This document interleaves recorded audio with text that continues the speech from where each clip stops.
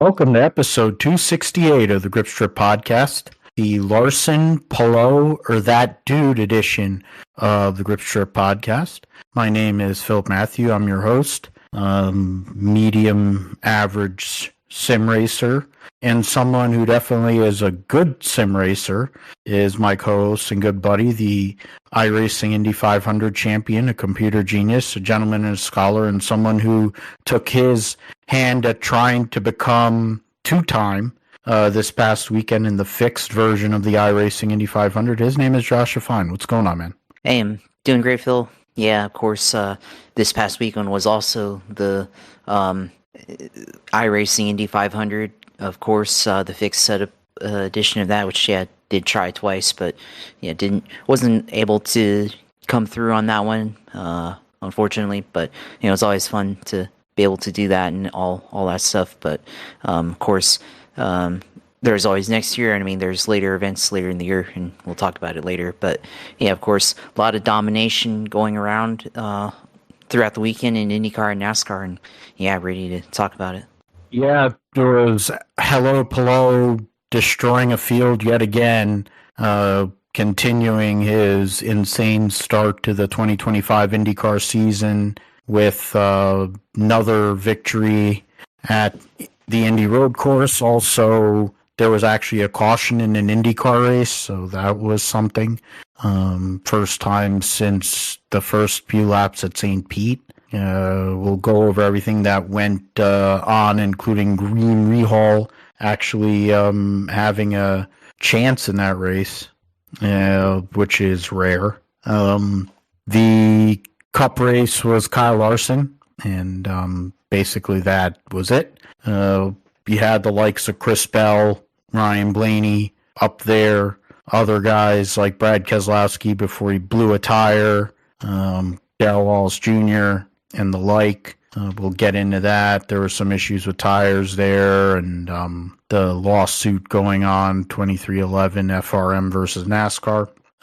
Carson Hocevar continuing his goofball Kyle Busch arc, flipping off Lane Riggs and winning the Truck Series race on Saturday. Corey Heim, yet again, with the best truck. What a shocker. Had a top 15 finish in the Cup car, no less. I guess we all know who's going to be driving a Cup car next year. As long as they can get the money and they can actually get a charter. We'll see what's going on. There's a bunch of other stuff going on in sports. OTAs for the NFL, the NBA playoffs, the Knicks, one win away from the conference finals for the first time in 25 years. PBA playoffs going on, and then the PGA Championship at Quail Hollow in Charlotte this coming weekend. Rory McIlroy trying to go for the second leg of the Grand Slam, the calendar year Grand Slam, after getting his Grand Slam locked up at the Masters. Justin Thomas trying to win his third PGA Championship and second at Quail Hollow. His bestie Jordan Spieth trying to complete the career Grand Slam. Xander Schauffele trying to defend, etc., etc. A lot going on there for the PGA Championship. The Roundup, plenty going on there. IMSA, World Endurance Championship, MotoGP, Moto2, Supercars, Formula E, World Rally Championship, World Superbikes, NHRA, Formula 2, and Formula 3. All will be discussed before we get into the San Marino Grand Prix. I refuse to call it by whatever the atrocity that they insist on calling it now in current day F1 parlance. We'll talk about Indy 500 qualifying. Only one day of practice, and it was an abbreviated practice at that to work off of. We'll make picks for both of those, preview and picks. We'll also do that for trucks in the Cup All-Star race at North Wilkesboro. Josh will let us know everything that went on in his two attempts at the iRacing Indy 500. There was a ton of splits. One of the guys I raced with in one of the Enduros that works at Apex One, Nick, tried his hand at least one split of the Indy 500. So So we'll see what happened there, and we'll call it a day. So first up, of course, the Sanzio Grand Prix of Indy, the Indy Road Course, and it was hello Palou going out there, getting the job done. The results, he started on pole and had a huge lap. He was 0.4 faster than Grahayme Raehaul. All three Raehaul Letterman cars were in the Fast Six, and two Penske cars. So that's pretty interesting. I mean, it's one of the best tracks for the Raehaul Letterman Lanigan cars versus the oval, which has definitely not been in their favor. And then in the race itself, Alex Palou lost the lead initially, was behind Grahayme Raehaul. Raehaul led 49 laps, so he led the most laps on the day, but didn't have the pace and then didn't have the right tire strategy because you had to run two sets of both the primary and alternate tires. And Palou had a set of fresh option tires, and that was one of the differences because it was an option. It was a red race relative to previous races, I think, and so that didn't work out in the favor of Raehaul. And the Raehaul Letterman team, they all fell back, but Alex Palou took off and was in a different stratosphere, won the race by, I think, 5.5 seconds at the end, led 29 laps, won over Pato O'Ward and Will Power. Scott McLaughlin was 4th. Scott Dixon from 16th to 5th. Raehaul, Marcus Armstrong, Kyle Kirkwood, Rinus VK, another top 10 after starting basically tailback. Felix Rosenquist gives the Meyer Shank team double top 10. 4 Ganassi connected cars in the top 10, along with the 2 of the Penske's there. Other guys, Armstrong led laps. Devlin DeFrancesco led a lap, but finished 17th. He had a chance to have his best finish of his IndyCar career for a good amount of the day, and then went back later to where he usually is. David Malukas bought out a caution for cause, which was amazing. Other than that, Kiffin Simpson never got started, which was a brutal blow for him. Ericsson went out early in the race. Colton Herta, it's amazing how little luck he has in this year and in general, considering that he's trying to angle to get a Formula One ride. He has no luck, and he was trying to finish in the top 3 in points, so he's going to need a miracle to make that happen, especially considering what Alex Palou's doing, Josh. I mean, what can you say at this point? Really, it's winning on an oval, and the biggest oval race there is in an Indy car is coming up. So he's won the pole for this race, and we'll talk about it more later, but that's it. I mean, what else can he do to go and do any better? He's doing stuff that like Dario, that Juan Pablo, Zanardi, people who drove for that team may have done in spurts, but it's this sustained consistency and how clinical he does it. And the fact that I don't think he sweats. Like, he's got Michael Schumacher, he never sweats vibes, and it's sick. And it's scary to me that this dude at no point was ever considered to drive a Formula One car. It makes no sense whatsoever. Not even Formula E. He is one of the best drivers I've seen in an Indy car in the last 25 years, and that is an illustrious list of people, including, of course, the GOAT, or one of the GOATs in Dixie. But it's hello Palou once again. Yeah, I mean, with Alex, he's just been on a heater so far this year. I mean, last year, basically, like, ever since the debacle with McLaren was resolved, he's just went on a tear and completely dominated IndyCar. So I think it's also incredible when you consider that this car basically has been developed. There's not really like any major innovation going on other than the hybrid with this chassis, the Dallara IR18 and all that. It's been the same car for, over 10, 12, 15 years now, and they're continuing to put out these type of results this late into the era of this car. So that just tells you that, not only Palou, but just this team, they've figured something out, and they've just continued to put a whipping on the field. And the only thing left here is, of course, winning the big one at the Indianapolis 500. So Palou, of course, it wasn't easy, this one, because Grahayme Raehaul had something to say here for this weekend, but he was able to, just the strategy didn't work out for them, and then Palou overtook him on the track anyways. So just the sheer dominance that Alex Palou's on right now, it's nothing that we've ever seen here in a long time in IndyCar, and in an era where you're expecting Penske to do well, you're expecting McLaren to do well. They just continue to go on a clip here and spank the field. So you got to give a lot of credit to their team, and give a lot of credit to Palou for being able to pull this off, because it's just incredible to watch. I was randomly, there was a location thing over here that I hadn't seen before, but it's just hard to fathom. There's damper development. There's some changes to the tires.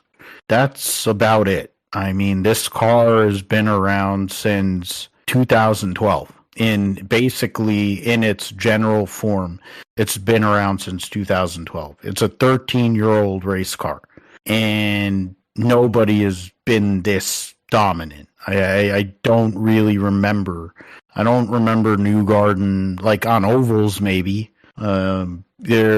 Dixon maybe at times, I guess, but not it's just the way he does it. And just he's he's just winning poles. He's doing the F1 thing where he wins poles and goes and wins races. It's not like, he's coming up through the field, or it's not a fuel mileage deal.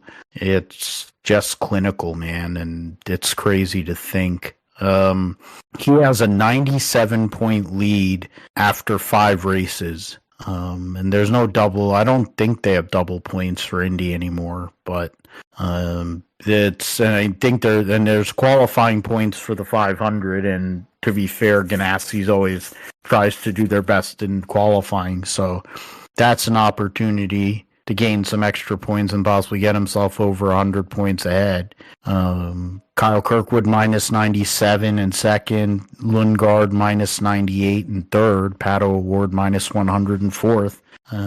Has been outshined for the most part this year by Lundgaard, sans the thermal race where he led the vast majority of it until Palou went and got him there with the better tire strat. McLaughlin in fifth, Dixon in sixth, Power, Rosenquist. Basically, that's a 26 points separate second from eighth. That's a really good battle. Then you have another cluster from Colton Herta all the way down to Marcus Armstrong from 9th to 14th. So those are all interesting, but there's really nothing interesting going on up top. Other than can Alex Palou break some sort of record that has never been, or hasn't been broken in many, many years. That's really what we have to talk about from there with IndyCar. Caution for cause, Grahayme Raehaul, it didn't work out well for RLL racing. Another race which didn't work out too well for anybody was the race at Kansas. The Advent Health 400 was a clinic for the Young Money. Got the perfect day once again. He got the Grand Slam. He won both stages. He won the race, led the most laps, or that's not even a grand slam, I don't know, whatever 5 is, but got all the, and then got the fastest lap. So he maxed out, he did everything. Nobody could do any better. That's the best you can do in a cup race, and that's what Kyle Larson did. 221 of the races, 267 laps. Carson Hocevar tried to bring out a caution, but because he's a Hendrick connected car, and because a Hendrick car was leading, they weren't going to throw that yellow. Even though you had Boyer and whoever yelling for it, that race was a bore fest up top. But after that, you had a battle for second. Bell and Blaney were there. Blaney had a car that probably could have won because his tires were actually staying under him there compared to others. Chase Briscoe, another top 5 finish for him. Started 19th, but had to start tailback. Came through the field, got lapped or was about to get lapped. Bowman finished 5th. Josh Berry from tailback itself finished 6th. He had one of the best race cars. Ryan Preece from 30th finished 7th. So, I mean, it's a case of these guys showed that you could pass. Chris Buescher, who had that photo finish with Larson last year, started second but fell back. The Roush cars, the RFK cars were fast. We'll talk about one of them momentarily. Logano and John Hunter Nemechek gets another top 10 finish. So credit to the Legacy group. They've been putting together some decent productivity here this year. Gumby Cindric there just outside the top 10. Corey Heim, I mentioned, he finished 13th. Clyde finished second in both stages, led 29 laps. That's the second most laps led of anybody, but finished 15th. Zane Smith got a couple of stage points, finished 16th. That was the majority of the field. Basically, they all kind of were up there. Denny Hamlin got a couple of stage points, but broke a gear, his gearbox drive or whatever, like probably an axle or whatever the hell it was, because he was having to rev the car up to get the thing going, and broke an axle or whatever, or drive shaft or whatever, because of having to do that. And then Brad Keselowski blew a tire while running second, which continues his nightmare season. AJ Allmendinger blew up 6 laps into the race and was basically MFing everybody at ECR. It would be great to see him and Pop have a fight, because they're both like 4 feet tall. That would be great. Somebody needs to beat Richard Childress's ass anyways for having to provide both Austin and Ty Dillon to be on the racetrack, which is bad enough, but that's beside the point. Bubba had wrecked his car, got in a multi-car incident there. He was in that wreck with McDowell, Haley, Eric Jones, Corey Heim, actually, because they clustered up, and then then there was a Kyle Busch with Gagson and Barry, but Barry was able to recover. Ty Dillon, Nacho Libre, and Cody Ware. That was another incident. So there really wasn't a whole lot that happened through the first 195 laps of the race until Brad fenced it. That's when stuff started to happen, and then they had that last caution, lap 214, and from there on, there really wasn't anything.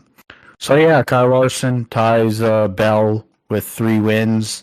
He's up tied for the points lead. It's a very busy month of May for him, and he mentioned it, good momentum as he tries to attempt the double again, and looking like, which I think we've said every year since 2021, a favorite to possibly win a cup title. But it's fine. He's winning and dominating, doing all that now, Josh. But I guess the greater question is, can he sustain this for 36 weeks, not just the first 26. Can he go and do it in the playoffs? And that's really the bigger question, because we know he's got 32 wins now. He's tied with Hall of Famer Dale Jarrett. He's a Hall of Fame NASCAR driver, more than likely. But he wants that second championship. And days like Sunday are a good way to go and get towards that. Yeah, for sure. I mean, I think for Kyle Larson, it's definitely in the cards the way that he's been running so far this season. Of course, a lot can happen still. And I think he's very, very determined, especially last year. Consider how he ran very successful last year, but just didn't have the results there at the end to be able to win the title there. So for Larson here, I mean, it's been, I mean, he's always kind of been a boomer bust type of driver, but this year the busts haven't been quite as much so far this year. I mean, he had the issue at Darlington and had the issue or had a bad finish at Coda, but other than that, he's had a pretty solid season so far. And he's just continuing to just flat out dominate for the most part here, or finish really well, and he's just going on a tear. I mean, people are comparing how his Hendrick tenure has gone to Jeff Gordon and Jimmy Johnson, and it seems like for him, I mean, I don't know if he'll ever get to those type of levels, but certainly there's a case to be made where he can win at least a few more titles here. But I mean, with the way that the playoffs go, I mean, you really have to be on it for the entire 10 weeks. There's not really a lot of opportunities where you can have a break there. And of course, we've seen him last year and years past where they had to use or had to kind of use a mulligan with the amount of playoff points that they scored over the course of the season. So that helped them when they had a bad race in the playoffs. But going so far this year, I mean, it's hard to picture where he doesn't win the championship here. But just the amount of unpredictability that in years past, I think especially 2022, parts of 2023, I feel like it's definitely kind of toned down, especially as teams have figured out this car and how to set it up and how to manipulate it through traffic and all that stuff. And I think the aero package definitely favors his driving style also, and he's able to run right up against the wall, and with the composite bodies, he doesn't really take a lot of damage if he gets into the wall, and he can keep going and run the high line like he likes to do. So definitely tracks like Kansas and intermediate mile and a halfs like that definitely favor him in that regard. So I think he'll continue to be a favorite on that portion of the schedule. But just the way that the cars are now with how teams have kind of figured things out. I mean, you're going to see a lot of drivers dominating. I think that's why in years past, Kansas has always been kind of a race where we see a lot of action throughout the field or up front. This one, wasn't quite as entertaining in that respect, with drivers fighting for the lead and all those kinds of things. So we didn't really get to see like any classic finish like we have the last couple of years here at Kansas. So I mean, I'm okay with seeing a driver dominate personally, but I know a lot of people don't. And I think the only reason why is just because, like, if the race got taken away from them, like, you've seen other drivers that dominate and then, cautions start happening and then they lose the lead and then don't win the race. Like, I don't really enjoy seeing that. But this, where, the driver who deserved to win won the race, I'm okay with that. And, for the most part, the field didn't change that much. But, I mean, he was challenged by Chase Elliott after the second stage. And I think, if Brad Keselowski didn't have that tire issue there, I think we might not be talking about Kyle Larson winning this race, getting his third win of the year. But, instead, we might be talking about Chase Elliott or, even Brad Keselowski being a race winner this year. And, of course, Brad needs a win to have any shot of making the playoffs, of course. And then, Chase Elliott, he's fourth in points, but it just seems like he's just non-existent right now at Hendrick. It's, either Larson or William Byron, pretty much, and sometimes Alex Bowman. But Chase Elliott, he was in the lead when that caution happened and was driving away, although Brad was catching him there. So, as much as we want to, praise Larson and all that stuff, it really could have been different if things for those two cars had gone quite a bit differently. And it was not just that, because the caution happened, and then Chase Elliott just had a really bad pit stop that put him outside the top 10 there. So, Larson continuing to dominate. I think he might have a chip on his shoulder just because of the 1 point being the difference between him and having the regular championship at the end of the 26 races. I think there's a chip there. There's probably also just because you look at his comments, because he won the most races last year, and then there were some comments he made at the beginning of the season in pre-season media, talking about how much it was worth to win the title, and the amount of worth that wins actually have, despite having a successful season and not coming through with the title there. So, I think there's a lot of motivation there on his side to be able to prove all of that. So, there's not really much else you can say there for this, but I think as the season goes on, I think you're going to continue to see these type of races where driver just if they hit the setup right, if they're able to control the lead, you're going to see a lot of domination. It doesn't necessarily have to be Larson. You'll be Chris Bell, Denny Hamlin, those drivers that we normally expect to,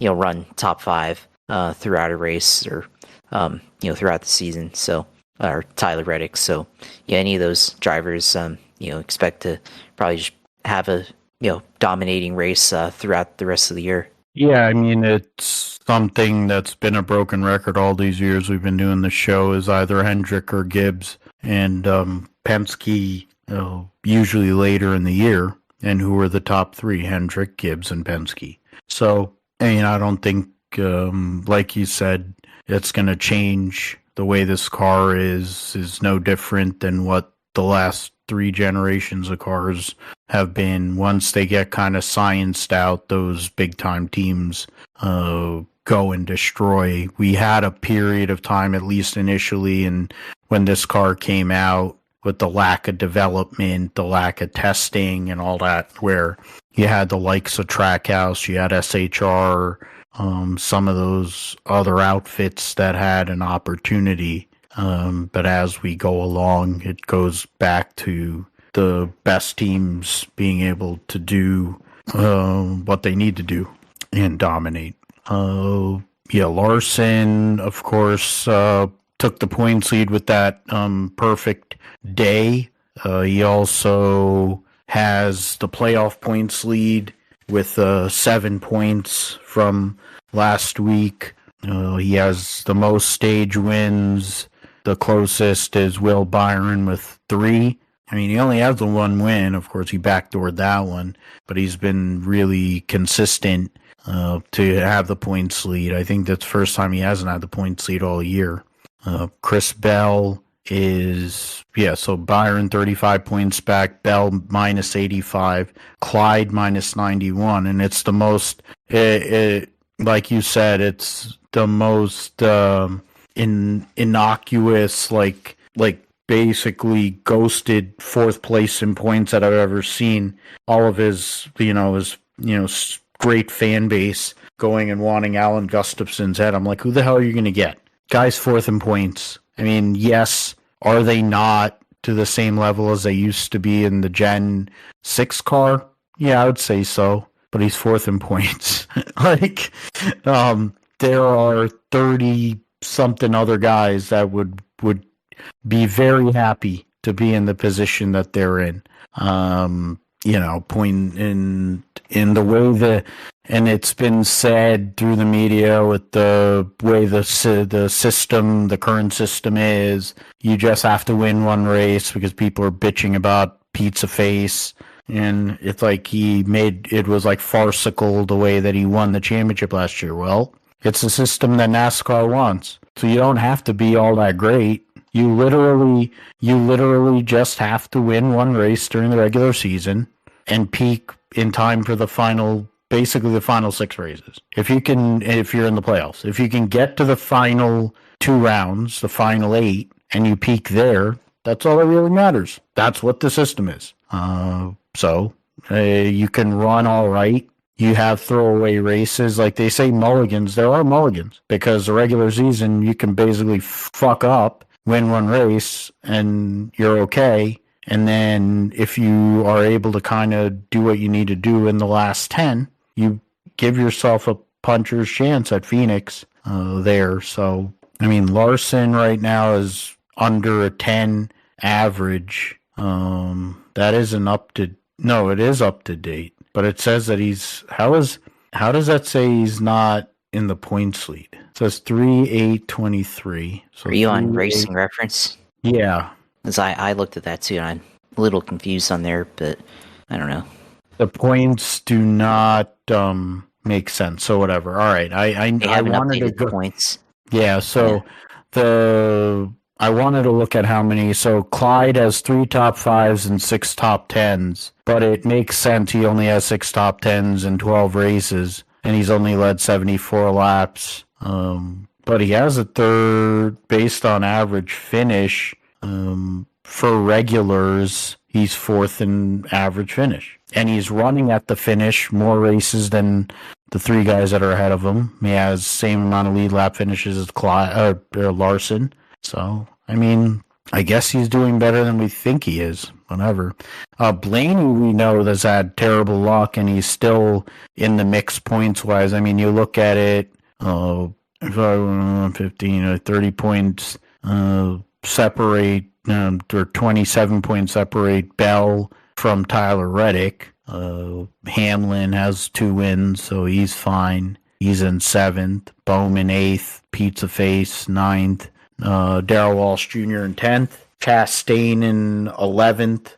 Christopher Buescher, Briscoe, Cindric. Those are the ones that are locked in at the moment, or that are Buescher, Briscoe, and Richard is actually on the cutoff. 7 points out of Ryan Preece, 14 points out of Kyle Busch, 24 out of John Hunter Nemechek. Okay, we'll go to the trucks. The Heart of Healthcare 250 or 200, whatever. Hocevar led the most laps, won stage 2, won the race. Heim led won stage 1, led 52 laps, finished 3rd after getting buried. He had a slow pit stop. I think the narrative is simple here. If it wasn't for like either self-inflicted wounds, especially on pit road, I think Corey Heim would have won every single race this year. And 2311 is trying to get ahead of Ford and Chevy trying to steal him because he's just that good. I mean, whatever, Hocevar's a Cup guy driving for his team, and they're fast every week. He and Lane Riggs got into it, and because he's like 2 feet taller than Lane Riggs, it's kind of not a fair fight, but Lane Riggs doesn't have a neck, so I think that would make it a pretty equal fight because he could like bull rush Carson Hocevar and take him out at his waist or whatever. I think that would have been more interesting than the race itself. Hocevar, Byron, Heim, Gio Ruggiero, Stuball, your top 5. Bruckshot Jones giving the Tricon team 3 trucks in the top 6. 3 trucks in the top 6. Then Jake Garcia with a pole, finished 7th. Honeycutt, Enfinger, Hemrick with a top 10. There were, 20 trucks on the lead lap. Rajak Ruth was the first truck one lap down, along with that inbred dipshit behind him. Miss Hummer 2.0 was just ahead of him, last truck on the lead lap. Lane Riggs got DQ'd too. That was what it was. Yeah, he was finished second in the race on the track, and then he got DQ'd, so that was fun. Luke Baldwin destroyed himself early in the race. So you had Majeski had issues. Dawson Sutton doesn't do anything in races. Ben Rhodes started fifth, but so it shows that Door Sport has great one-lap pace, but they don't have a lot of productivity in the races itself. So, I mean, we can talk about Hocevar flipping off Lane Riggs, but, I mean, I think the greater discussion is, of course, Corey Heim. Another top 5 finish for him. He continues to show after I don't know how many years he's spent in the truck series that he is plenty capable and someone, I mean, he has 3 wins and you could honestly, and I've said this multiple times before, make an argument that he could have won every single one of these races. He has 6 top 5s and 8 top 10s in 9 races. Average finish of 5.4 and a 60-something point lead over Chandler Smith, 85-point lead on Hemrick, 100 points on Tyler Ankrum. Those are the 4 drivers that have won a race this year. Those look like the 4 best trucks anyway, so at the moment, but Corey Heim is definitely in a different level, different stratosphere, trying to close the deal, I think, because he knows that given circumstances go a certain way, I think he knows he's going to Cup, and he wants to have some hardware to go up there with him, Josh. Yeah, absolutely. And I mean, I think, one of the marks of a championship driver is what you're able to do when you have adversity and how you're able to overcome that. And of course, he led, the first 52 laps of the race in the first stage, but then they had a, problem with the tire changer's air gun and lost time on pit road there. He charged back to top 5, but then they interrupted the green flag cycle there when Frankie Muniz had his issue, and then Corey Heim lost his lap there, and he had to take a wave round. So, he's able to still, even with that, still climb back up into 3rd place, or it was 4th on track, 3rd now with Lane Riggs being disqualified. He could have won the race, right? But still, the recovery to still get a top 5 out of that, I think is more important than winning the race, because he could have finished could have given up and finished in 15th or whatever or anything like that. But they had a good car and of course good driver that's able to put it back into the top 5, and maybe not, while they didn't get the finish that they probably deserved, they still salvaged what could have been a bad day there. So they got 3rd, and adds to the points lead there, and definitely a good thing there for him to continue to add on to. So it's definitely a championship form there, and that's the type of finishes that they'll need to have if they can't win a race, or on a given day if they aren't able to win, I should say, throughout the rest of the season and going into the playoffs. And it's something that it's a similar discussion to Larson. Been great in the regular season, no doubt about it. You look at Corey Heim's Truck Series career, and ever since he's been a full-time competitor in the Truck Series, which is, the last 2 years, he ran 2/3 of a season in 22. The last 2 years, he's been uber consistent, had a bunch of top 5s. He's had 12 top 5s in 23, 14, and 24, 19 top 10s out of 22 races in 23, 18 top 10s in 23 races in 24. This is at age 20 and 21. He's age 22 now in his third full season in trucks. In 2/3 of a season at age 19, he had 2 wins, 6 top 5s, 10 top 10s, which when you look at that's coming off of the ARCA championship when he won, or no, he finished second in the ARCA series. I think that was to Keebler, right? I think that's what that was. Yeah, that was the year that he lost to Keebler Gibbs. Yeah. Yeah, but he averaged. Yeah, I mean that's ridiculous too. I mean, he finished third in points in 23, second last year. So we'll see what happens with that. I mean, it's very curious how that'll all go down as we go. Can he finish the job? That's really what it's all about when it counts at Phoenix. Right now, Lane Riggs with that DQ is only 12 points ahead of the cutoff. Caden Honeycutt's 20 points up in 8th. Lane Riggs 9th. Ben Rhodes 10th, 9 points ahead of Stuball.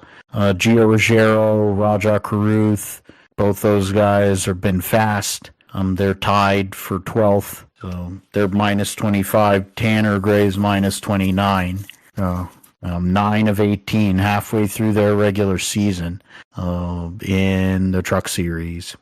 I will throw to you, Josh. I mean, I mentioned the NBA with the Knicks. There's a bunch of 3-1 deficits in the NBA, or in the playoffs in general, NHL and NBA. So we'll see how that goes. We had the Knicks beat the Celtics to go up 3-1 while Jason Tatum got hurt. A torn Achilles, so it's a severe injury for him. The Indiana Pacers win to go up to win today and win their series.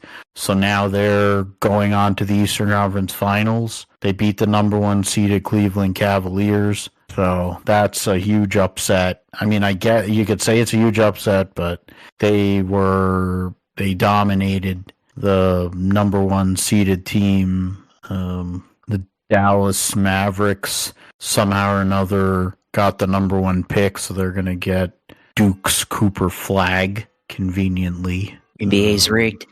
Well, yeah. I mean, that's been the case. I think it would have been funnier if San Antonio had got it, but whatever. I mean, it's a work for Dallas to get it, but now you have Giannis possibly where he might get traded because Milwaukee sucks. They announced Michael Jordan's going to be a part of NBC's coverage along with Vinsanity. Of course, I share same birthday, January 26th, with Vinsanity. That's about all I share with him. Definitely not athletic like he is or he was. Nobody's ever called me half man, half amazing. Well, I say that for now. Maybe there's a possibility, but yeah, I mean, that's the NBA. We got NHL. I'm going to go and move over to NHL quickly. Dallas, Mikko Rantanen, which makes me it makes me sad and it kind of makes me ill too. The Colorado Avalanche traded him and then he's been absolutely destroying to a point where I think the Conn Smythe Trophy is definitely in play if Dallas can make a run. It looks like it's going to be Dallas and Edmonton in the Western Conference Finals, while Carolina looks pretty good to advance into the Eastern Conference Finals, while the only series that's actually interesting is Toronto and Florida. I mean, Dallas had to win in 7 games, had to make a comeback in the third period, no less, to get that done. So there's that. I mentioned all the storylines with the PGA Championship. Quail Hollows, of course, they play every year. It's one of the better courses or tougher courses they play. They had the PGA Championship there. They've had a President's Cup there in recent years. So a test that a lot of these players know. 99 of the top 100 players in the world are in the PGA Championship, so it should be a very interesting week. Weather-wise, there's a lot of rain, so softer course, making it longer, meaning the likes of Rory and Bryson and basically anyone that can bomb it off the tee is going to have an advantage. We'll see how the greens, how receptive or how the greens play. If they're challenging, if they dry them out, then I think it should be a little more reasonable. The rough is growing, so if the greens are hard, that'll be the defense. Otherwise, we could have one of the lowest PGA Championship scores we've ever had, but we'll see about that. OTA's rookie camp has been going on for the NFL, Josh, so what have you come away from that? What has come from those first opportunities for Liam Cohen and company to show what they're bringing to the table? Travis Hunter, of course, the new shiny prize that the Jacksonville Jaguars have going right now. Yeah, I mean, I think I've seen some clips of him in practice, and looks like they're starting him at wide receiver.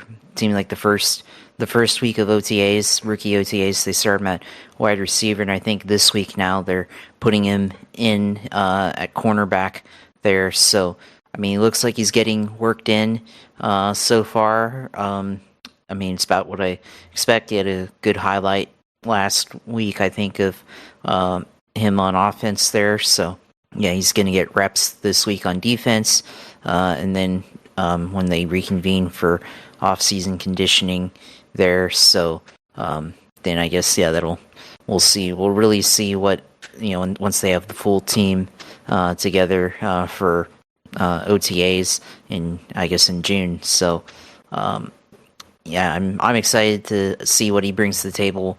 As a wide receiver here, and how that changes the offense for Jacksonville. And then I think the other couple of picks that I was interested in, they're two running backs that they drafted. Right now, Jacksonville has 4 running backs on the roster, but I don't know if they're going to keep all 4 of them. I have a feeling they're going to trade or try to move on from Travis Etienne here. So or Tank Bigsby. I don't know, one of the two. But I think the 2 rookies that they have, I think, are really fast on offense, and yeah, I think they both fit the scheme that they want to implement.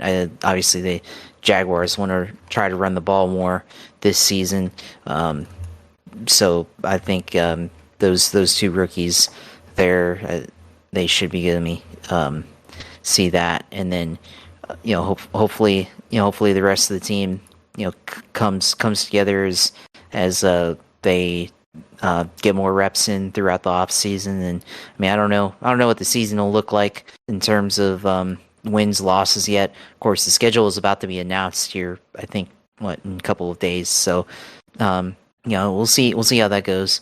Bashul Tootin and LaQuint Allen from Syracuse and Virginia Tech there. So we'll see how the offseason goes. I mean, I think 7 to 8 wins is probably a good number.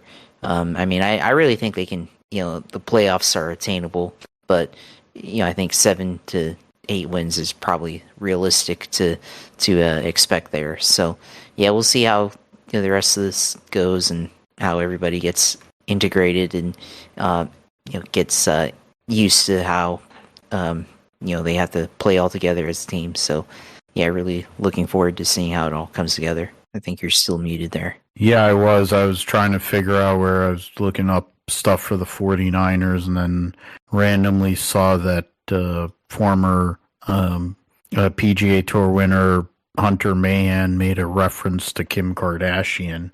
I'm like, damn, but then I'm like, oh yeah, well, whatever. Yeah, there's for the 49ers, we keep on Oh, Pearsall going to number 1 because Debo ain't around anymore. All right. Rookies, lots of discussion about them because of a lot of what the defensive line, the emphasis on there. Nick Martin, the linebacker, having to take over Dre Greenlaw's spot. I mean, there's a lot of guys that are going to have to contribute here. Mikel Williams standing out with his performance. Upton, Stout, the nickel corner. There's definitely, of course, with Bob Saleh being back, I think those are all things that are going to make this defense a lot better, considering how bad they were last year. Injuries, trying to prevent injuries, and which has always been an issue for the 49ers under the Shanahan-Lynch regime. I think something that has to be looked at and covered is what they're going to do at the kicker position because of how bad Jake Moody was last year. And, I think that is something that we'll have to keep an eye on, because trying to go and win football games is hard enough. And then when you don't have a good kicker, especially one that you spent a high draft pick on, that is just unacceptable. So we'll see what happens there with that, if they make a competition or not, going into training camp, which I'm going to work under the assumption that they will, because quite frankly, they need to. All right, let's get into the roundup here. The IMSA race was quite interesting on Sunday, running in the same time as the Cup race. It was the prototype. It was a Porsche Penske team going out there and making it happen, continuing their perfect start to the year. The WeatherTech Sports Car Championship of Monterey. It was the number 6 of Matthew Jaminet, Matt Campbell, beating their teammates Felipe Nasr, Nick Tandy, who have won the first couple of races of the season, 3 races, or 2. Yeah, it was Sebring. Yeah. And then Philip Engdries, Vantor, they've swept all the poles so far this year. They ended up finishing 3rd. So Porsche's first and 2nd, BMW's 3rd and 4th, the Meyer-Shank Acura 93 with Renger Van de Zandt and Nick Yellow-Lee finished 5th. They were a lap down. There was only 4 cars on the lead lap there. The GTD Pro category was won by the AO Racing Roxy Porsche with Klaus Bachler, Lauren Heinrich. The Ferrari Dragon Speed team finished 2nd. Corvette Racing was 3rd. In GTD, Philip Alice Russell Ward, the Windward Racing Mercedes, beat Parker Thompson, Jack Hawksworth, the Patzer Sullivan Lexus, and then Daniel Serra, Manny Franco, Conquest Racing, Ferrari, rounding out the top 3 in GTD. Their next race will be Detroit at the end of the month. Let's see what the preview, it says print results, but I thought there was actually going to be points and stuff with that. I'll close that. The World Endurance Championship did the 6 hours of Spa, and Ferrari continues their perfect start to their season after the results of the race at Spa, before they go to the 24 Hours of Le Mans, the next race. They have, of course, Ferrari number 51 wins over the number 50 by 4.22 seconds. The Alpine number 36 was 3rd. Toyota number 8 was 4th, and then the Cadillac Jota Sport number 12. Both both of them, they finished 5th and 6th. And then, so there was 4 teams represented in the top 8. First car that was not any of those was the Porsche Penske number 6. And then you had the BMW WRT number 15 rounding out the top 10. In LMGT3, the number 21 Vista AF Corsa Ferrari number 20, it was a winner over the Proton competition number 88. And then the other visit, AF Corsa Ferrari was 3rd. The Ford Proton competition Ford Mustang was 4th. Then the 2 Aston Martins, the Harder Racing 27 and the Racing Spirit of Le Mans car, top 6. The MotoGP French Grand Prix was interesting for sure. You had the Honda of Johan Zarco going and getting his second career MotoGP victory. First Frenchman to win the French Grand Prix in 71 years, which is just crazy to think. He ended up, it was a wet race to start. There was having to swap bikes and the whole bit. And he made the right strategy call to start on wet, stayed out, and won by just under 20 seconds over Marc Marquez. Felipe Aldeguer finishing 3rd, getting podium in both the sprint and the regular race. Pedro Acosta was 4th, Maverick Vinales 5th, Taka Nakagami on a wild card Honda finished 6th. So there was that. I mean, you had people, Pecco Bagnaia was the last finisher after he crashed, but didn't get a point. Alex Marquez crashed out of the race twice, crashed once, then crashed again and fell out. Joan Mir crashed on lap 1. Fabio Quartararo started on pole, wrecked 3 laps into the race. So the standings heading into the British Grand Prix, Marc Marquez has a 22-point lead now on his brother Alex, 51 on Bagnaia, and that's really it.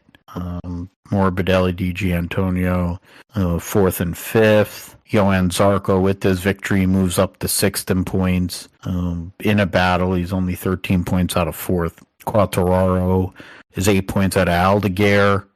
10 points out of Acosta. Agura rounds out the top 10 on 13 points back. There's actually a pretty compelling battle where there's about 19 points and then 24 points to Brad Binder, 25 to Nea Bastianini. So that's actually a interesting battle from 7th on through 15th, which is pretty sad. In terms of Moto2 in the French Grand Prix, Manuel Gonzalez gets the victory over Baltus, Aaron Canet, Morera, Jake Dixon. Joe Roberts finished 12th, so that got a few points there. The standings in Moto2, Gonzalez leads by 16 points over Aaron Canet, and Dixon, you got everybody else is kind of like buried. Joe Roberts now 21st in points, tied for 19th through 21st. Point out of 18th, 2 points out of 16th. He's, 7 points out of 15th right now. 10th in points is 26. He's 26, 27 points back. Yeah, he's 27 points out of the top 10. So we'll see if he can somehow or another find some pace as the season goes on and possibly move back up into the standings. Supercars were at Tasmania. They announced at Tasmania that Brad Jones Racing will be the second Toyota team for starting next year. Season results going in the God. Tasmania Super 440. Brock Feeney gets 2 wins. Matthew Payne gets his win in the third race. Feeney, Waters, and Matthew Payne all have 3 wins each. Brock Feeney leads the points by 33 over his teammate and defending champion Will Brown. But it's actually it's a much closer a championship this year compared to recent years. So that is positive. So 91 points separate the top 4 early on. Relatively early on in this year, still about more than half the season to go there. The Formula E will be in Tokyo. The time for doing Stage of Streets of Tokyo for double header. Track the standings heading into the Tokyo E Prix. Oliver Rowland, huge points lead. 48 points on Antonio Felix da Costa, 49 on Verline. Taylor Barnard in 4th, Nick DeVries in 5th. Dennis, Gunther, Mortara, Verne, Buemi, your top 10. Then in teams, Porsche is up by 7 points on Nissan. Mahindra's in 3rd. DS Penske and Neo McLaren are in a good battle along with Andretti for 4th. Then in manufacturers, Nissan has a 29-point lead on Porsche. Get through all that. Rally Portugal, WRC, Junior, time till next rally. Points. Alfred Evans has a 43-point lead on Cali Rovembera, and there's a 50 on defending champion Thierry Neuville, 51 on one of his teammates, or Evans' teammates, Sebastian Ogier, and then 43 and 52? Yeah, 52 on Ottanic. The World Superbikes has been SBK. Oh man, Nicolo Balega, 34-point lead on Toprak Raskat-Lioku, and 73 on his teammate Alvaro Bautista, and then 80 on Andrea Locatelli, and then 91 on Danilo Petrucci. Balega coming on, and the top 3, Balega, Raskat-Lioku, Bautista, swept the podium in all 3 races in Italy this last round, and now they'll be going to the Czech Grand Prix, or Czech round of the World Superbike Championship, before they basically take a month off for Parmigiano Reggiano round, and then another month before Donington. There's huge gaps between all of these races. It's not like how it used to be in World Superbikes for sure. NHRA be at the Route 66 Nationals in Chicago, Ming. You had driver Freddie Hill for John Cap's history you never knew. Oh, that's interesting. The go to, it's not what I wanted. More info. The meet your favorite drivers. Oh wow, this is actually very good information. I'll need it for when I go for Reading later this year. That's something I'm gonna have to remember. The standings heading into this weekend's event at Chicago, where it's Top Fuel, Funny Car, and Pro Stock Motorcycle. So there you go. Factory X. I don't know what Top Fuel Motorcycle, Factory Stock Showdown, Pro Mod will be there as so. Top Fuel, Sean Langdon has a 60-point lead on Tony Stewart and 63 on Antron Brown. Jasmine Salinas' team has been parked, so she's out of the playoffs. That essentially gets Sean Reed in there. And funny car, Austin Prock has a 59-point lead on Paul Lee, 70 on Matt Hagan, 80 on Jack Beckman. And, DeJoria, 3 points beyond Bob Tasca, 3 points out of Cruz Pentragon for that cutoff. And then in Pro Stock Motorcycle, Matt Smith, 15-point lead on Gage Herrera, 64 on Richard Gadsden, 96 on Chase Van Zandt. John Hall, Steve Johnson tied for 10th, a point behind Gianna Evaristo and 3 behind Ingwerson. Ryan Naylor is 21 points out in 11th, and Bostic 22 points out in 12th. 32 points back is Hector Arana. So that's for,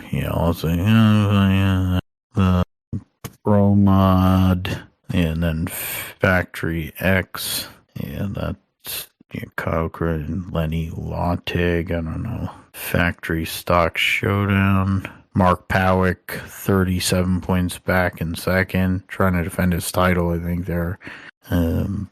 Pro Mod, Michael Stavarinos, 16 points out of J.R. Gray, 26 points out of Ricky Smith. I was trying to find entry lists, but see if I can go and find that. The entry list, they don't have it on the website because, of course, they don't. Because it's NHRA. Event guide schedule. Yeah, so whatever. I'm not even going to bother. And then Formula 2, Formula 3 will be at Imola this weekend. Get into the standings heading into this round. They've been off essentially a month. Richard Vachur, 12 points out of Pepe Marti, 13 over Luca Fornaroli.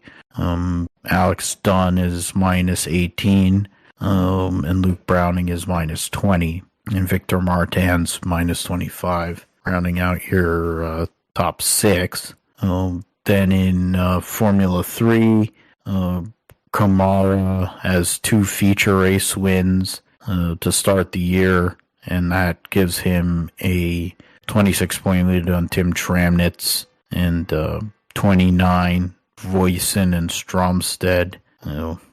Interprovis words.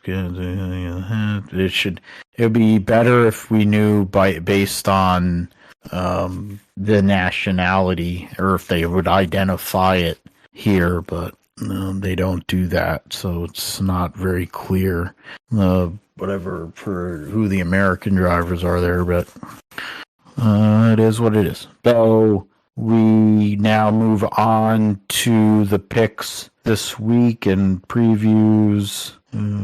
Go back over there. So it's okay. So the San Marino Grand Prix Formula One, which will be the last one, or I think it's going to be in a rotation of some sort, I believe, or maybe it's off, which would be great because it's a really shitty, mediocre circuit.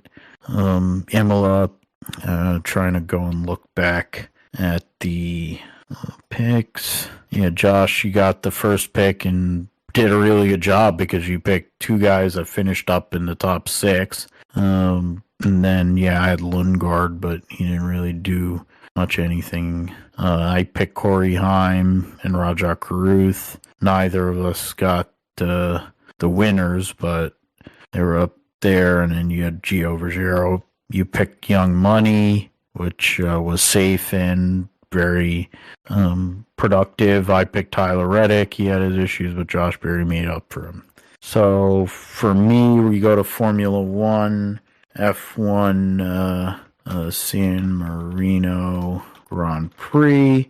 I get first pick, and I'm going to go Oscar Piastri because why not? To win, say Fish Lips second, and in third? I'll put a Ferrari up there. You know what? I'll be a fan boy, and I'm going to go and say Lewis will finish third this coming weekend at Imola.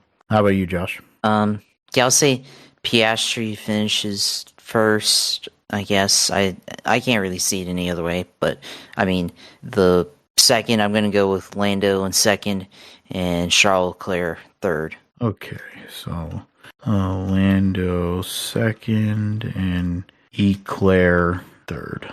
Alrighty.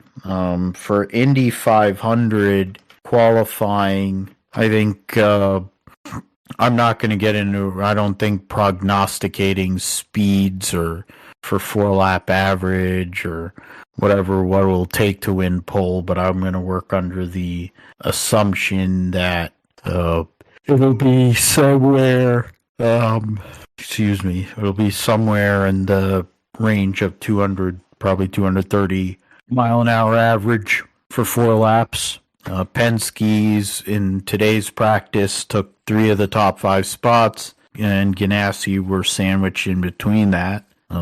If you count the Meyer Shank cars, you have 3 or 4 Ganassi cars in the top 8. So Andretti was up there. The Ed Carpenter cars, the Dreyer and Reinbold team were all up there kind of contending.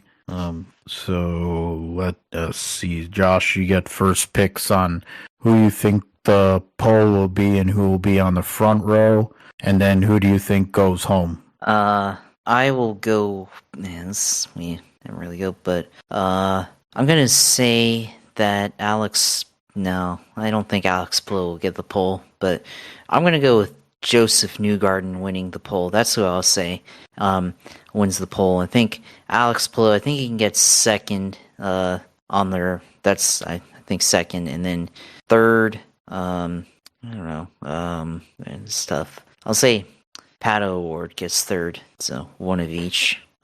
And then who I think won't make it. Let's say that Robert Schwartzman fails to qualify, and they had issues today too. Yeah, I mean, they have issues every week, so it wouldn't be surprising if the one of the Premas go home.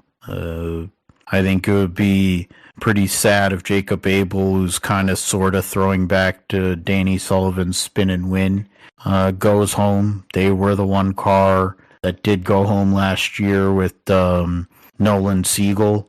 Of course, he put it in the fence to assist that. But, I mean, I think, Schwartzman is someone that looks very vulnerable. So a couple of the Raehaul cars are down there. I mean, all the Raehaul cars are down towards the bottom from 25th on back.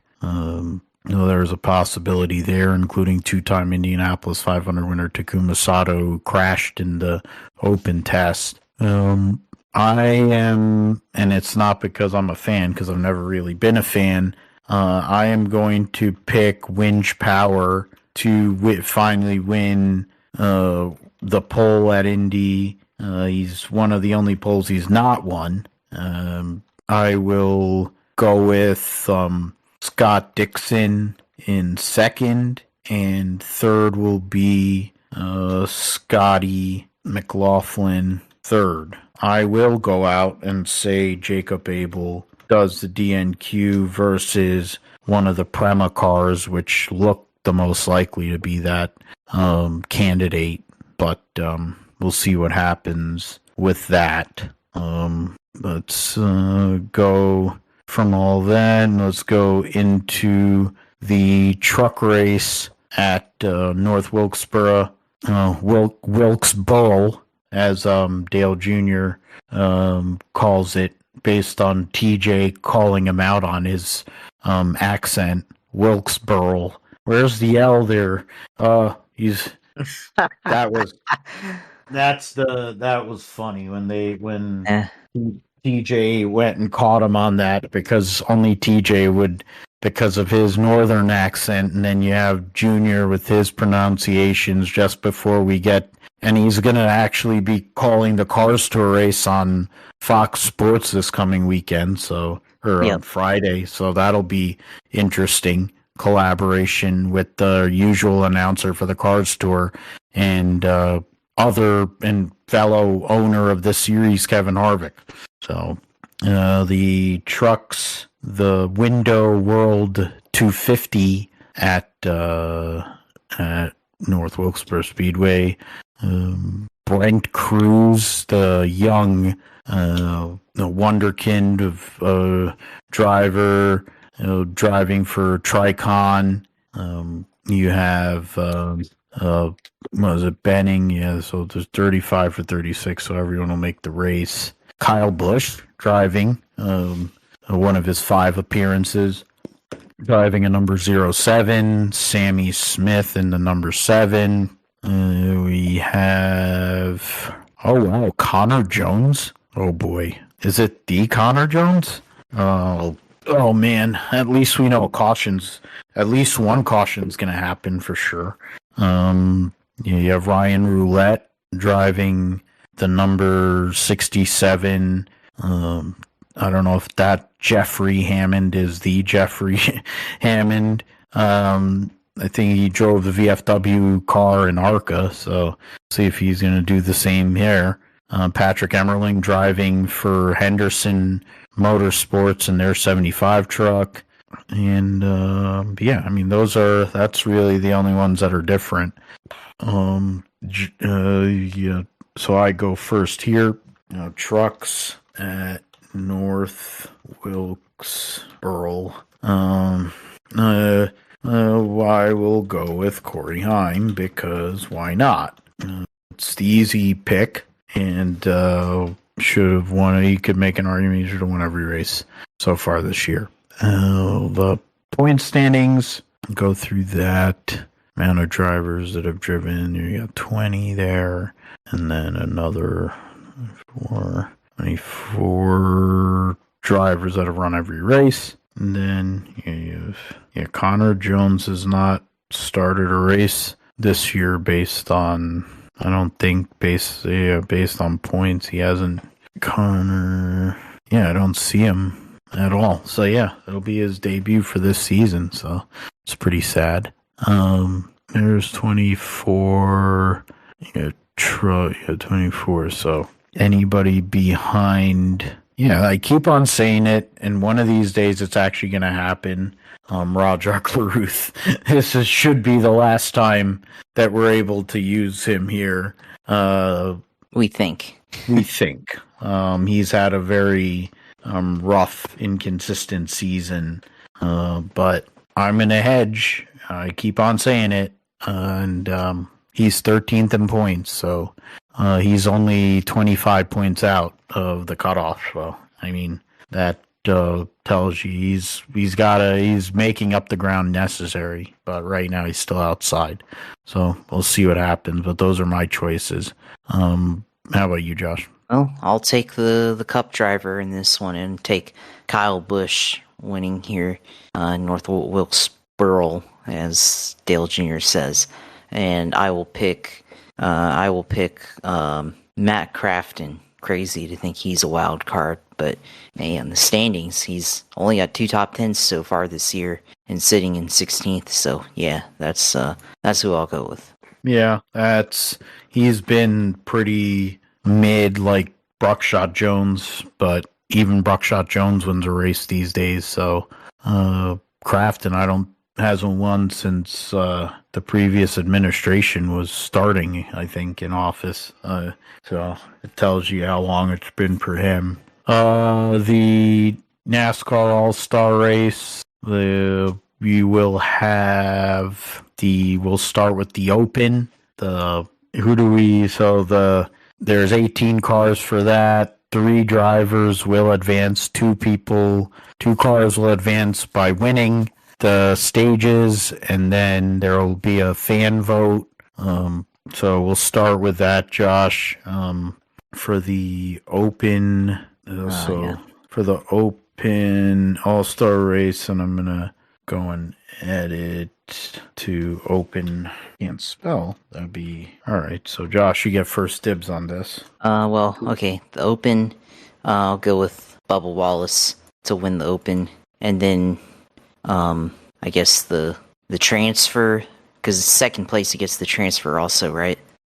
I thought there was 2 stages and 2 stage winners, and 2 then stage winners, and then the final, right?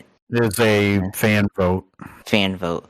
Okay, so Bubba Wallace wins one, and then I'll say that Ty Gibbs wins the other, and then the fan vote goes to Carson Hocevar.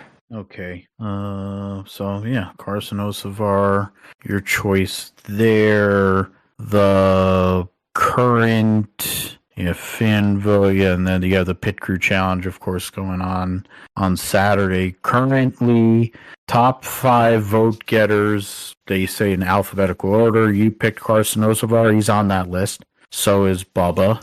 And then you have Priest, Noah Gragson, and Shane Van Gisbergen getting the international vote.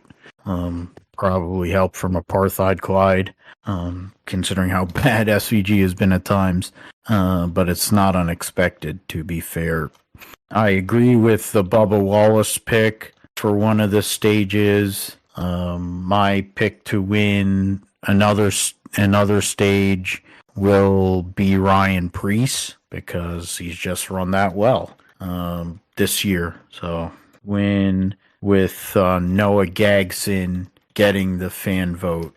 Those are my choices. Now the NASCAR Cup All-Star Race. The winner of the All-Star Race, it's low-hanging fruit. We'll go with Young Money. I don't know if he's going to get all the practice because of having to split between time at Indy and Charlotte. Indy and North Wilkesboro. But he's Kyle Larson. So I have a hard time believing he won't be able to compete for a victory there. My wild card choice, I'm going to do it for entertainment purposes only, because this is the year we're going back a year ago to one of the greatest punches in the history of sports, when Richard went and cold-cocked bug-eyed mosquito-faced dummy that is Kyle Busch. So I'm going to pick Richard as the wild card there. But Josh, you get the last call here on the All-Star race. Do you also go Kyle Larson, or do you see somebody else? I see somebody else. And why did I pick? I picked the open. I went to pick the regular. Oh, well, I don't know. I'm just gonna go with Joey Logano to go back to back here and win the All-Star race. And I guess wild card there. Let me pull up, because Racing References entry list just takes you straight to the open entry list, and I need the All-Star entry list. Josh Berry, that's my wild card. Based on his inconsistency, it is a good call. Based on when he runs really well and actually finishes the job, it shows that that's a very good hedge for the long time short track ace that is Josh Berry, driving the Wood Brothers 21 car. I would also look at, of course, Dennis, Blaney, who's a former, both of those guys are former winners. Elliott, former winner of the All-Star race. Why do I think Bell's been able to contend in this race? So those are some of the ones that have won it. And then Kyle Busch, of course, has won it. Brad has won it, but not running as well there. So we'll see what happens with that. So we went through all that. So that means it's time for you, Josh. Let us know how everything went in the iRacing Indy 500. I know we discussed it during the weekend, but let the fans know, let everybody who listens know what went down in iRacing in your quest to become a 2-time winner of this race. Well, my quest to to become a 2-time winner of this race. Did not pull through. The first race attempted on Saturday afternoon, the 1 p.m. Stream, or 1 p.m. Time slot there. Started, let's see, yes, started in 14th and finished 17th, 2 laps down. Really just didn't turn out that well. It was just, the start was just not great because somebody crashed, like 2 guys crashed on the beginning of the pace laps. I mean, they took it back to Roberto Guerrero in 1992 there, and crashed on the backstretch into turn 3, and then they had to get back in line, and then so you had 2 cars with damage there, starting up front or near the front, and then the one guy was just holding on in the outside and just holding up everybody, so I couldn't get around him in time, and then got held up in traffic. So I fell from like 14th all the way back to like 20th on the first lap. So then I spent the first stint of the race there just trying to make up time to the leaders, trying to get back to where I started, and probably just used up too much gas because I literally got, I mean, I didn't get to the first, or not the first stint, but I mean, yeah, I got to the first stint, green flag stopped there, and pitted under green, and probably should have pitted under the first yellow, or one of the first 2 yellows there instead, but pitted there under green with about a lap left on fuel. But then once all that cycle, that I went to like 25th, I'm like, oh, what happened? And it was just not good. And so, think at some point I might have gotten to the top 5. I led a lap on a pit cycle, trying to get like on an alternate strategy and do like an overcut or something, and it just didn't work out. And then lost the lap, got it back under a yellow during a pit cycle, stayed out during a pit cycle, try to get back into contention, but then during green flag stop, I basically just took myself out lap 118 by getting a drive-through penalty for getting a drive-through on unsafe pit exit, because I guess right side tires crossed the yellow line there, or not the yellow line, but the white line, I guess, in 1 and 2, or maybe off the backstretch there. It was really close, as honestly like one of those judgment calls like we saw last year, Brickyard 400 with Chase Elliott there. But yeah, just wasn't really that great of a race on the 1 p.m. stream on Saturday there. So I wasn't able to pull through and pick that up. And even then, so I thought it qualified decently, and I found a good qualifying hack for Indy. So if you're people listening and you want to qualify well at Indianapolis for the Indy 500, what you want to do, this was the 7th split, by the way, but what you want to do is warm the engine on pit roads. So just stay neutral and just crack the gas, just the throttle just a little bit, like less than 10% throttle, or even 5% throttle, and hold it there for like 2 to 3 minutes, because you have 7 minutes on the clock before your qualifying run takes about maybe like 2.5 minutes in total with the 4 laps. But knocked off a 10th in qualifying, because I was normally qualifying like 39.7s, and then I got down to the 39.6s on the first lap or 2 of qualifying. So that was actually pretty good there to bring up the average. But I qualified decently, but just got held up in traffic. And so I was like, Saturday was just having track position work against me, and dirty air and all that stuff, and just not having good time in traffic and all that. Sunday was going to turn out differently. I mean, I actually qualified dead last. They sorted me in 33rd.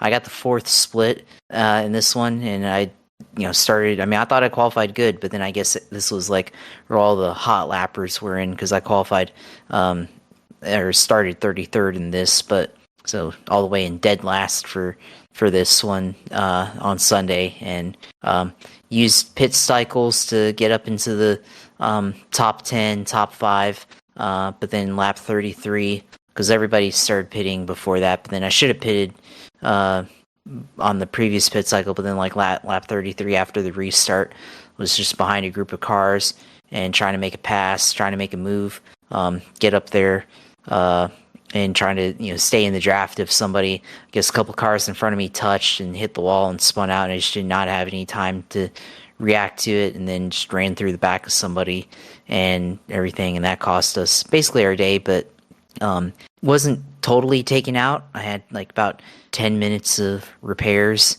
and then another minute and a half of like optional repairs. But then at that point I was like, well, I'm not really here to log laps and hang around and stuff. I'm here to win. And with that, I was like, well, I guess that's my attempt for this one. So decided to just call it in there and not wait for the repairs, and just sit there 16 laps down and then get back and just run around for the rest of the day, because there's no point. It's not like I had another attempt, because maybe if I had another attempt after that, like maybe run the rest of the race and try to learn some stuff, but that was the last time slot of the event, so there's no point. So, and you're not going to win, so I went ahead and just ended it there and finished in 25th after starting 33rd. So yeah, well, it's whatever. I mean, it's Indy. It's I guess maybe my complaint is people focus too much on qualifying, and you have a bunch of people who've never tried IndyCar oval racing before, and then they go and do this, and then they don't know how to handle dirty air. They race too hard, too early, and then take themselves out. And that's a game of survival. I mean, that's kind of what it is in sim racing, and then all that. I mean, it's definitely as hard to win as the real life. And I mean, I think with as equal as things are, I mean, you almost have to think that it's harder than the real Indy 500 to win the iRacing Indy 500 when you think about it. Of course, if you have a good car, I mean, it makes things easier and all that. So, I mean, that's kind of the hope. I mean, if you're in the open setup race, that you have a good car setup and you have an advantage over everybody, versus the fixed one where it's more, I mean, it is more on driver's skill, and that's not to say I'm not as skilled as other people, but it's definitely harder to win the fixed Indy 500 because of what you have to do in that to be able to qualify well for that. But yeah, the open Indy 500, going out of town this weekend, so I won't be able to do that, hanging out with family, which, that's more important than playing some video game, right? So, going to do that, and then, so good luck to people doing the Open Indy 500 this weekend, which is actually, I think, that was always the traditional one. The fixed one is the one that they've implemented only in the last couple of years to bring in more people, I think, if I know my iRacing lore correctly there. But there is the open wheels. Well, they're now calling it the Hoosier 500 at the end of the year in December.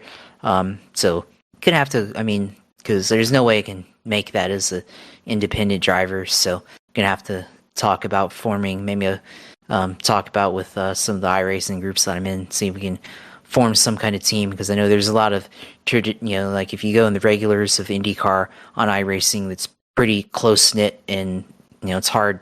Everyone's like kind of like formed their own group and everything, and it's hard to kind of like break your way into somebody else's group. They're very, very closed off and stuff like that. So I'm gonna have to figure something out. We got plenty of time until December to figure something out for that, and try something to get a spot in that race, which might benefit because it's close to holiday team time anyways.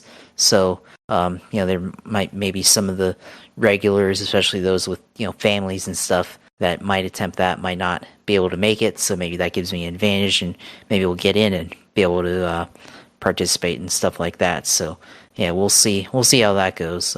But I mean, for now, that's it for Indy 500, which of course, wish there was more attempts for the fixed edition rather than just the 4 time slots that they have. But as it is, that's what makes it special when there's only 1 or 2 of them to do. So of course, as I told you the other day, glad to have already gotten one and everything. So of course, now that you have 1, you want 2. So that it's always fun to be able to have there, and that's just how it goes sometimes. So yeah, we'll see how it goes, I guess, next year, later in the year, for any other special events on iRacing. I know the Coke 600 is soon on iRacing as well, but not sure if I'll have time for that either.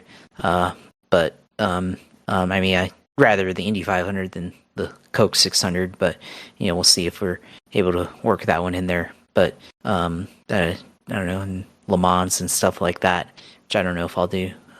But we'll see how all that stuff goes. But yeah, as always, I mean, you can look at the full race stream from Saturday on my Twitch uSailor 2 page, and then the Sunday up to lap 33. You can see, I mean, I was doing better. I was way more confident on Sunday, even in traffic. Thought thought maybe we'd have something there, but just not quite able to do that there. So yeah, that's up there too. So yeah, it's all right. It's whatever.